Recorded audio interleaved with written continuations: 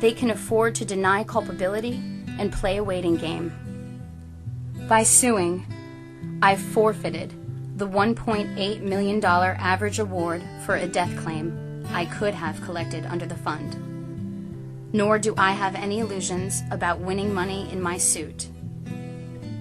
What I do know is I owe it to my husband, whose death, I believe, could have been avoided, to see that all of those responsible are held accountable.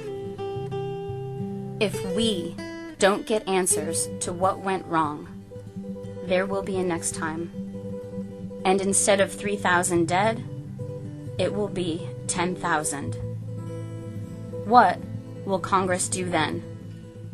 So I say to Congress, big business, and everyone who conspired to divert attention from government and private sector failures, my husband's life was priceless,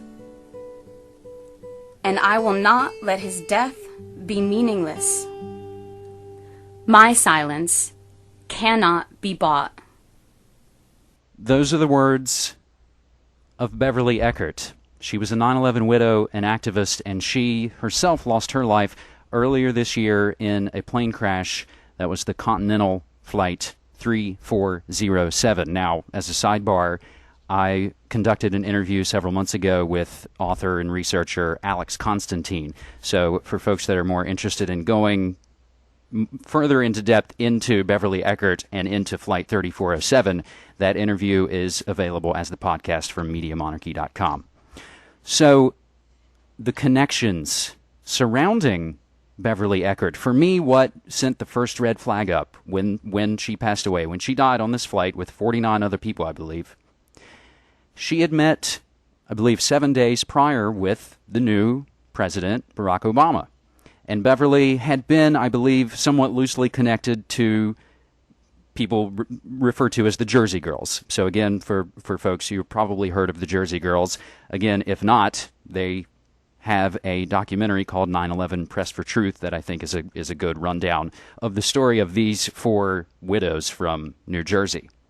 So in this realm surrounding Beverly Eckert and seeing her die 7 days after talking to Obama about a new investigation was a little strange for me, and that's why I had contacted Alex Constantine, because I know he really goes down the rabbit hole in researching sort of the intelligence connections in big business.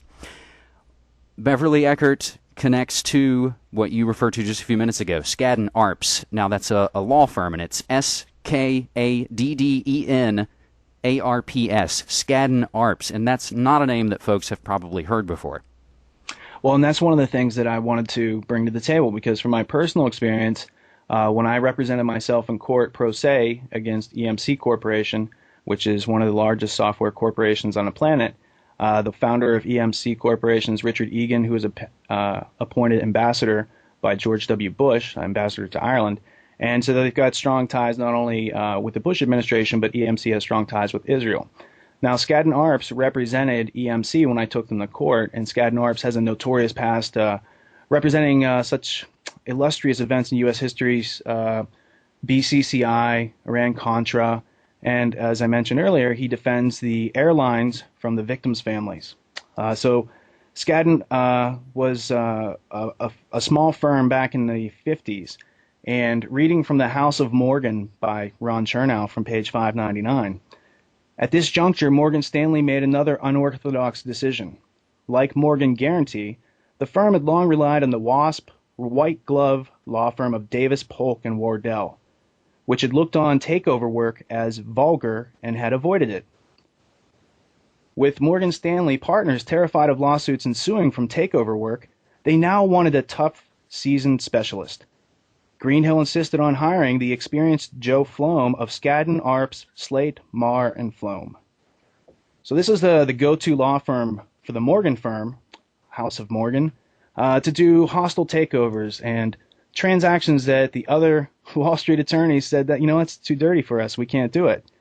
So that's how it kind of started. And when you see them up defending the airlines against the families, you have to say, well, what's going on here? Now, when I was in court, I wasn't aware of this whole history behind Scadden.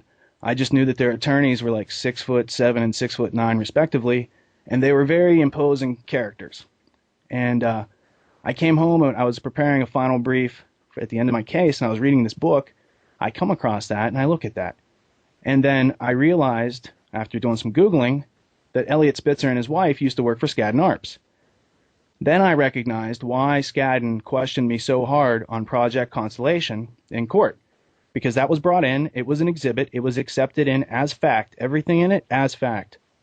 And they wanted to persecute me for saying that Spitzer had something to do with 9/11, which is in that document, right? So that was how I first... if I can interrupt just for a second, just to clarify this. So your 2-hour recording, referred to as Project Constellation, was actually entered in? Yes, indeed. And there's like a 1,200-page transcript from my court case, and I don't remember which page it's on, but there's several pages where they, the whole line of questioning was around, what is Eighth Estate? Isn't it true, sir, that you believe that 9/11 wasn't done by Arab terrorists? Isn't it true, sir? All this stuff. And I was like, look, it is what it is. Spitzer did what he did. AIG did what it did. Marsh did what it did. Kroll did what it did. And they represent a lot of those companies and a lot of those interests. So in hindsight, it was quite clear why they were giving me the, baptism by fire, if you will. These are the money and the corporations that seem to surround every large and pivotal event of the last several decades of not only U.S. history but world history. So as we start to investigate some of these stories, and whether it's 9/11 or, as you mentioned, BCCI, the Bank of Credit and Commerce International scandal, and its relation to Iran-Contra, and its relation to CIA and drug running, as we investigate all of these things, we do start to see the usual suspects, if you will. Well, and you see a pattern. You see a pattern in history that's not just something you read on the website, because then I started to dig into books, because after 9/11, I discovered that the company I had worked for had unusually high trading on its stock the week before 9/11. Now, to give people some context, my client was a company called Marsh & McLennan. They're the world's largest insurance brokerage. They're partnered with AIG, who we were also developing software for. AIG was, CEO'd by Hank Greenberg. His son, Jeff Greenberg, was the CEO at Marsh & McLennan.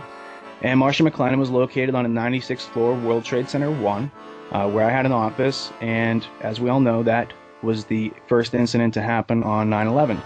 Their office exploded. So afterwards, a month later, when you find that there was excessively high stock put options being placed against the airlines, against Marsh & McLennan, and you're like, wow, how did the Arab terrorists understand our system so well that they were able to go in and make money off our stock market? But that's clever. So I wanted to see who was behind all of that. And you trace it back. It goes back to this guy, Buzzy Krongard, who used to be the manager of the Deutsche Bank, Alex Brown, and Mayo Shattuck, who was in charge of these trades. And the day after 9/11, Mayo Shattuck resigns. But he gets another cushy CEO job at Constellation Energy. So Buzzy Krongard's the number 3 guy at the CIA. So then I was like, wow, somebody knew ahead of time. And then I started hitting the books, because I realized that everything I thought I knew wasn't actually true. And this story of insider trading is documented, and